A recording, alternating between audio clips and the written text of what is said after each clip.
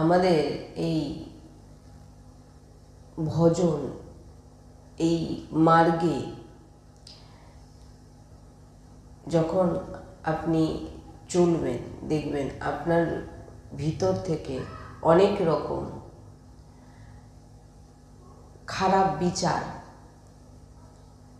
আসা শুরু করবে,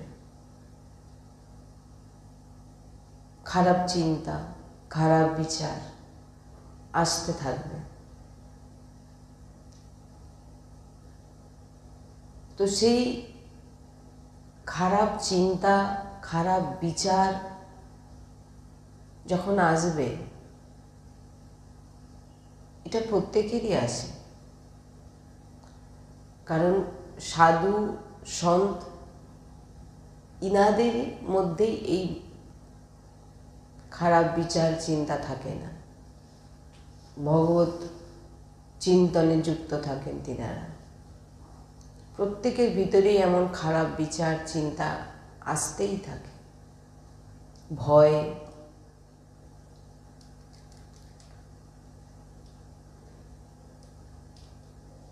আর মন খুব চঞ্চল। কোনো রকম ভাবেই আমরা মনকে ভজনে লাগাতে পারি না।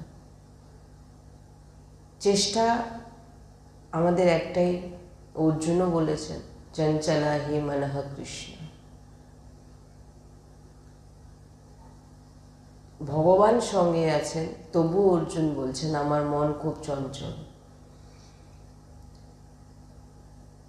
মন এমন যে এত দ্রুত দৌড়ায় যে সৃষ্টিতে এমন কিছু নেই যে মনের মতো ছুটতে পারে। এক্ষুনি অমুক জায়গায়, এক্ষুনি আরেক জায়গায়। আমাদের কাজ কি? যখনই ভজনে আপনারা প্রবেশ করবেন, ভক্তিতে আপনারা প্রবেশ করবেন লাডলির কৃপাতে, তখন দেখবেন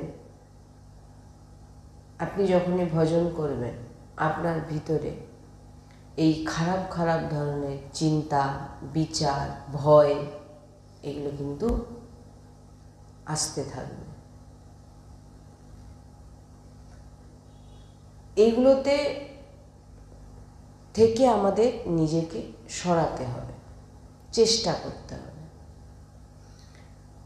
আপনি মালা জপ করুন, আপনি সেবা করুন, দেখবেন আপনার মন এখান থেকে ওখান, ওখান থেকে সেখান ছুটছে, বা কোনো খারাপ চিন্তার মধ্যে আপনাকে নিয়ে যাচ্ছে। আর আমাদের এখান থেকে সবসময় বলা হয়ে থাকে যে ভক্তি, ভজন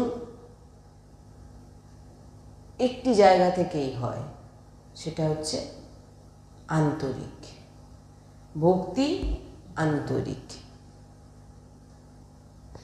তো আমাদের এই ভগবত প্রাপ্তির মার্গ হচ্ছে আন্তরিক, আপনি ভগবানের সঙ্গে জোড়া। প্রত্যেকটা সময় নিজেকে অভ্যাসের মধ্যে রাখার চেষ্টা করা। তারপর শ্রীজি আমাদের গুরু কৃপায় চেষ্টা করতে হবে, সবসময় চেষ্টা চালানো, যে যাতে যখন আমাদের ভিতরে খারাপ চিন্তা আসছে, খারাপ বিচার আসছে, তখন আমরা সেই জায়গা থেকে কিভাবে মনকে নিয়ে গিয়ে রাধা অক্ষর দর্শন করাবো। গুরুজি বলেন পরিষ্কার পরিষ্কার বড় বড় ভাবে দেখো, রাধা রাধা। মন যাবে। গুরুজি বলেন মন যাচ্ছে বলে, খারাপ বিচার আসছে বলে আপনি ভয় পাবেন না, যে না ভগবানের নাম করছি আর খারাপ বিচারও আসছে, এতে কি ভজন আদৌ হচ্ছে না আরও অপরাধ করে ফেলছি। তাই সবসময় গুরুজি বলেন এই মনের সংস্কার অনন্ত জন্ম ধরে, এই খারাপ বিচার চিন্তা করা। দেখবেন যখনই ভজন করতে বসবেন, একাগ্র যখনই হওয়ার চেষ্টা করবেন তখনই দেখবেন আপনার ভিতরে বিভিন্ন রকম চিন্তা আপনার সামনে এসে উপস্থিত হয়ে যাবে। বলছেন তখন আপনার একটাই কাজ, যে চিন্তা আসুক, যে খারাপ খারাপ বিচার আসুক, আপনি সেই সময়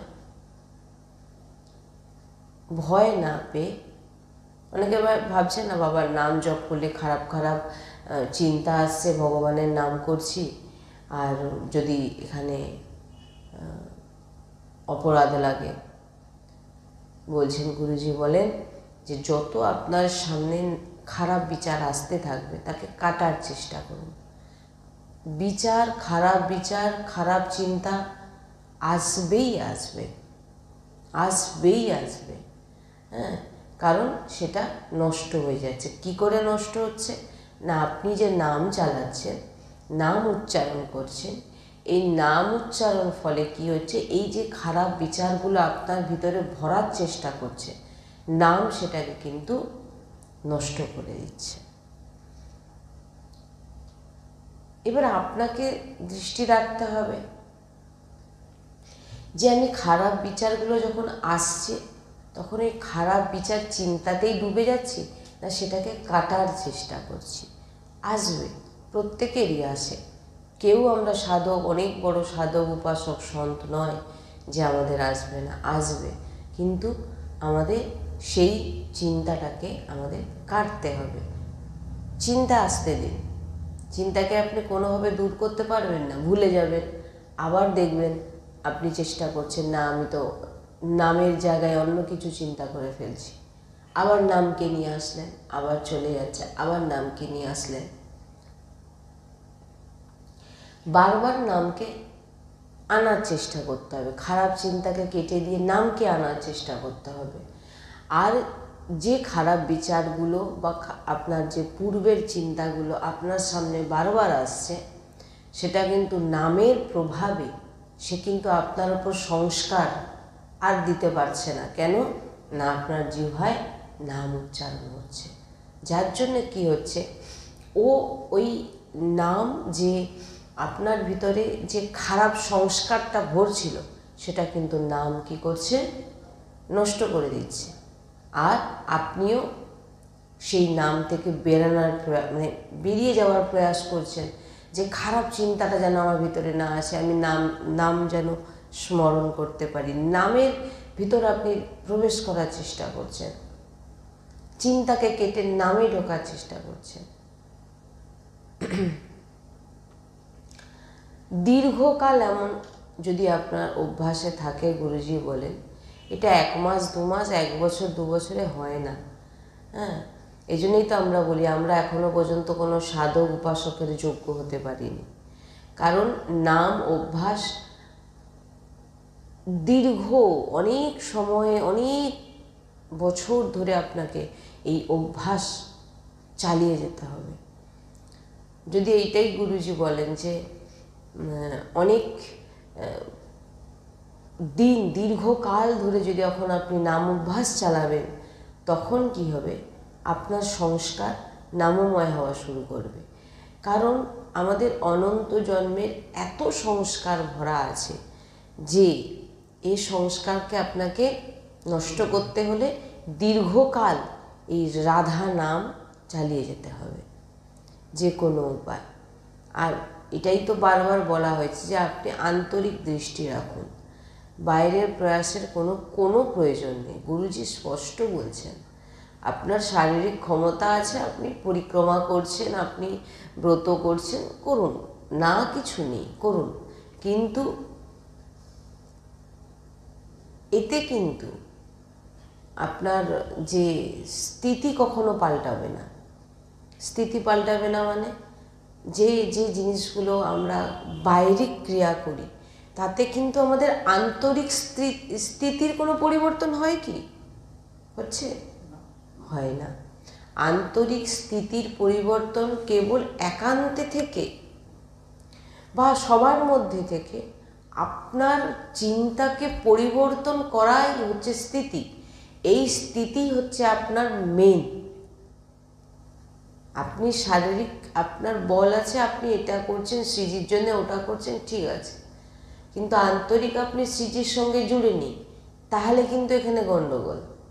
আর আপনি আন্তরিক জুড়ে আছেন, বাইরিক কিছু করছেন না, আন্তরিক আপনার সব কাজ হয়ে যাবে, সব সেবা সব কিছু হয়ে যাচ্ছে। তা বলে আমি এখানে করতে না বলছি না, আপনাদের যতটা যা বল আছে আপনারা নামময় হয়ে সব কিছু করুন, এখানে কোনো, এগুলো হচ্ছে আন্তরিক বিষয়, এগুলো আপনার ত্যাগ ভিতর থেকে হয়। ত্যাগ কখনো বাইরে থেকে হয় না, বৈরাগ্য বাইরে থেকে হয় না, কারণ এগুলো আমাদের দেখা। বৈরাগ্য দেখাচ্ছে ভিতর থেকে, মানে বাইরে থেকে আমি অমুক, আমি শ্রীজির দাস, আমি শ্রীজিকে ছাড়া কিছু জানি না, অমুক তমুক। কিন্তু সময়ের যখন প্রহার হয় তখন তার ভিতরের যে রূপটা সেটা বাইরে প্রকাশিত হতে থাকে, ভিতরের যে রূপটা তার বাইরে প্রকাশিত হতে থাকে। সে তখন বোঝা যায় যে সে আদৌ শ্রীজির না সংসারের। এটা সময় তার প্রহার সে করে দেবে। তুমি নাটক করো, ছলনা করো, বৈরাগ্যকে নিয়ে। বৈরাগ্য কোনো বেশকে বলা হয় না, বৈরাগ্য কোনো আপনার বৈরাগ্য বলা হয় আপনার আন্তরিক স্থিতিকে। একদম সার কথা। আন্তরিক স্থিতি যদি আপনার ঠিক না হয়, আমি এরকম কতই এমনিও দেখেছি। একবার আমি শুনেছিলাম যে একজন এসে বলছেন আমি প্রত্যেক দিন হিট 84 পাঠ করি, অমুক। শুনেও খুব ভালো লেগেছে, প্রত্যেক দিন হিট 84 পাঠ করা মানে। গুরুজি বলেছেন হিট 84 পাঠ কেউ জেনেও করুক আর না জেনে করুক, বুঝে করুক না বুঝে করুক, সে তার পরম গতি। কিন্তু আপনি সব কিছু করছেন, বলা হয় এই সব কিছু কিন্তু আমাদের ধারণ করা, সেটাকে মানা, সেই স্থিতিকে নিজের জীবনের আচরণে আনা, একদম সার। চিন্তা ভয় সব কিছু দূর হবে কোথা থেকে? আপনার ভিতরে আন্তরিক স্থিতি থেকে। আপনার ভয়, ক্লেশ, দুঃখ সব কিছু দূর হবে। আর যদি আপনার আন্তরিক থেকে আপনি নামময় নয়, ভগবানের আশ্রিত নয়, তাহলে কিন্তু আপনার ভিতরে ভয়, চিন্তা, ক্লেশ এই সমস্ত কিছু কিন্তু আপনাকে প্রভাবিত করবে। এই কারণেই ওই জন্য বলি না সবসময় যে আমরা এখনো পর্যন্ত উপাসকই হতে পারিনি।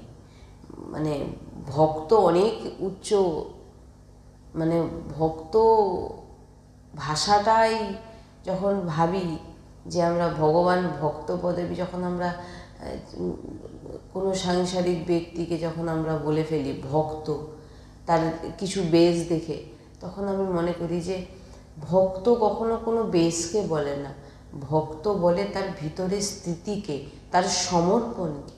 আপনি কতটা সমর্পিত, তাকেই ভক্ত বলে। আমাদের ভিতরে কোথায় সেটা, কোথায় লুকিয়ে গেছে সমর্পিত?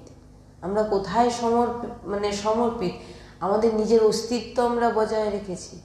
অনন্যতা কাকে বলে? অস্তিত্ব না রাখা, বিক্রি করে দেওয়া শ্রীজির চরণে নিজেকে দিয়ে দিয়েছি।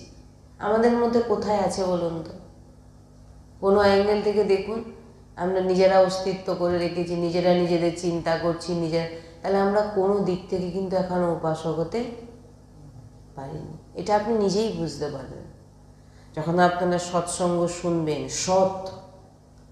সত্য বচন শুনবেন, আপনি নিজেই বুঝতে পারবেন যে আপনি কতটা ভগবানের কাছে হতে পেরেছেন। তখনই বুঝতে পারবেন। ওই যে যতই বলুক আমি অমুক, আমি এটা করি, আমি অপু করে, আমি ভগবানের, যে যত বলুক, তার ভিতরে স্থিতি যদি না হয়, মানে যখন ভাবি যে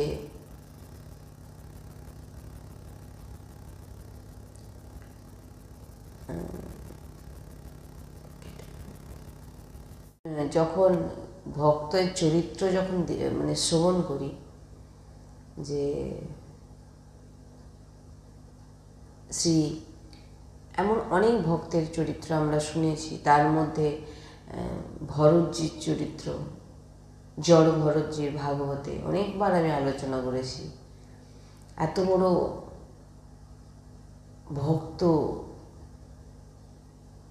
হয়েও তিনার অবস্থা কি হয়েছিল? হরিণ দেহ প্রাপ্ত হয়ে গেল। তিনি সমস্ত কিছু ত্যাগ করে তিনি জঙ্গলে এসেছিলেন। কিসের জন্যে?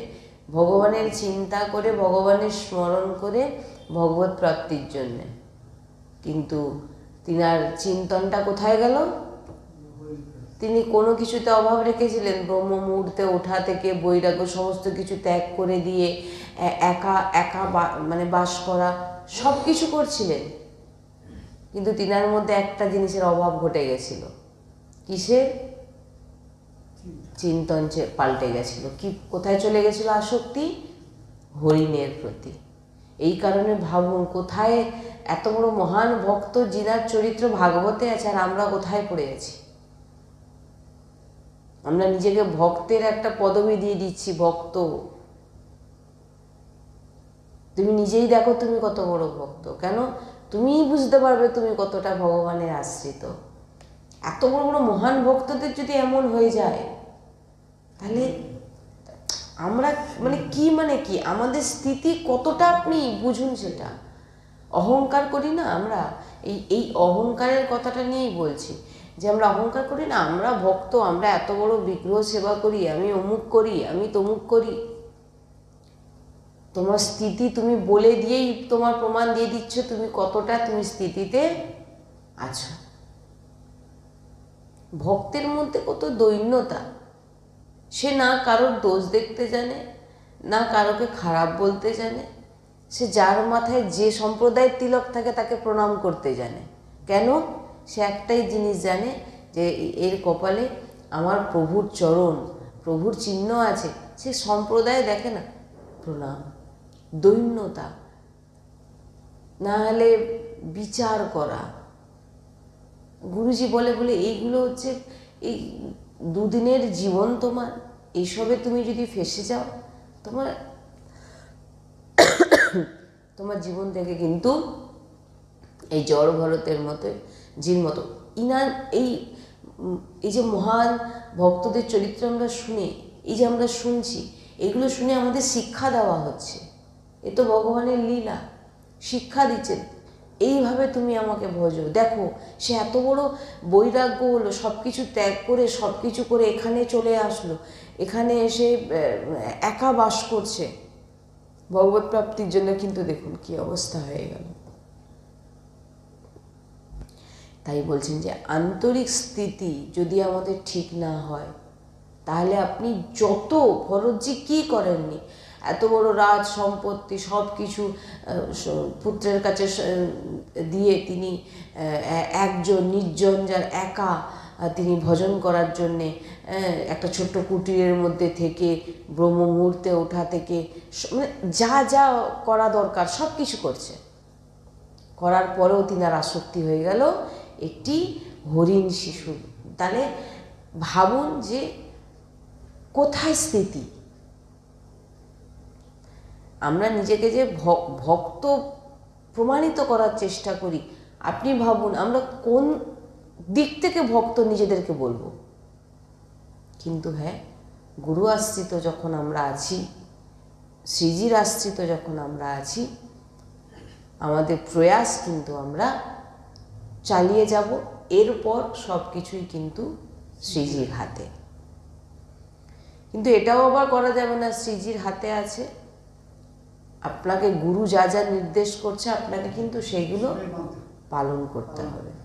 আর গুরু নির্দেশ যে মেনে নিয়েছে, গুরুর আজ্ঞা যে, গুরুর সব বাণী যে মানছে, তাকে আর কোনো সাধন ভজন করতে হবে না। কারণ সে গুরুর বাণী অনুযায়ী চলছে, গুরুর কড়া শাসন তার উপর আছে, তাকে কেউ পরাস্ত করতে কিন্তু পারবে না। তাই নিজের চিন্তনটাকেই শ্রেষ্ঠ মনে করুন। যে আপনার ভিতরেই যখনই নাম জপ করতে বসবেন দেখবেন খারাপ খারাপ চিন্তা আসে। প্রথম দেখুন খারাপ চিন্তাই আসবে, যেগুলো ঘটে গেছে সেই চিন্তা আসবে বা ভবিষ্যতের চিন্তা আসবে, যে আপনি বর্তমানের সময়টাকে আমরা